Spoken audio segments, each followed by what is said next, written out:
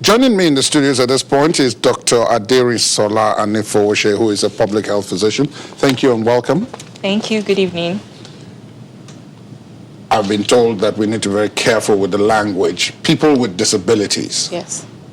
Are they particularly vulnerable in any way under COVID-19? Okay.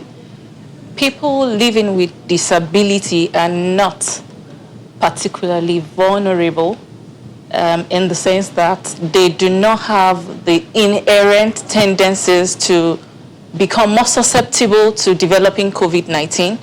Neither are they more susceptible to developing severe forms of the disease. However, there are underlying conditions that could have predisposed them to developing the disabilities in the first instance, and that makes them, those comorbidities and underlying diseases could make them more vulnerable to the disease. Also, the fact that they have the disabilities, they could, it will be harder for them to take the prudent steps in protecting themselves against the COVID-19 as expected of an average person, because they do not have the ability in them, they have the limitations to do exactly as it might be required of them at this period.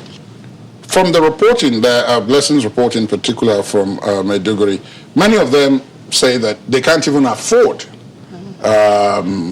many of the basic things that have been recommended, hand sanitizers, face masks, but equally importantly, they talk about the enlightenment, that most of those who are in that group have not received any enlightenment about what is going on and why it is important to them.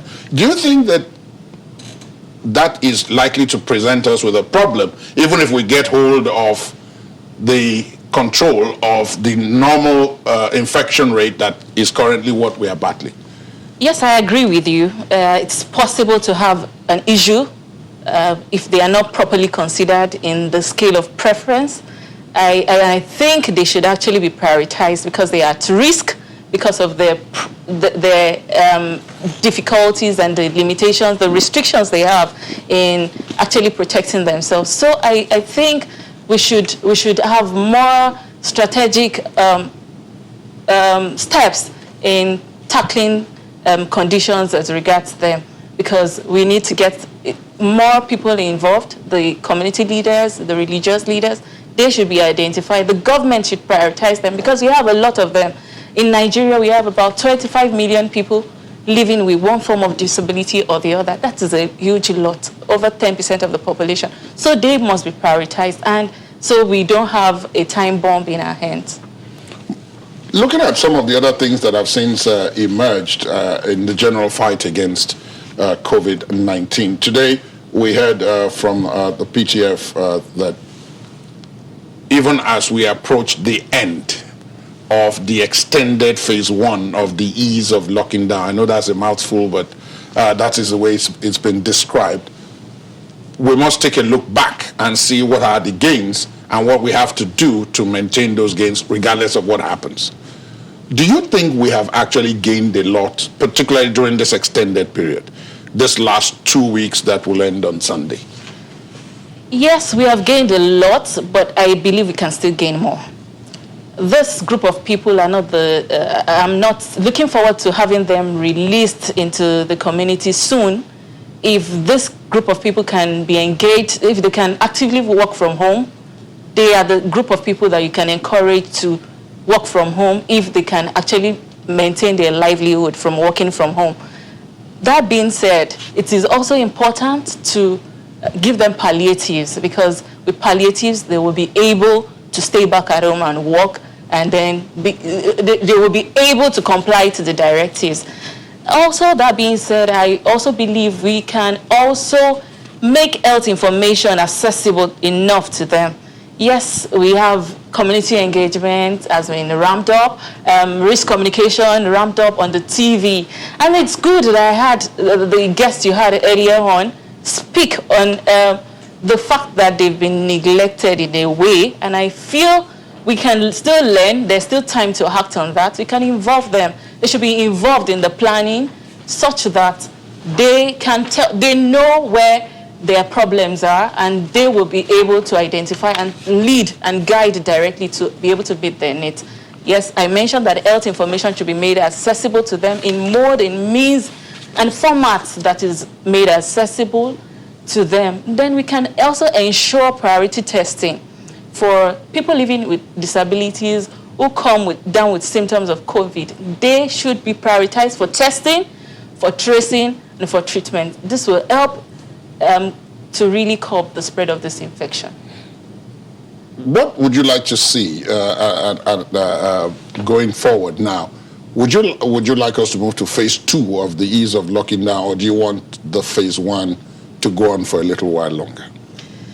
I know I'm putting you on the spot, but... That is a tough one.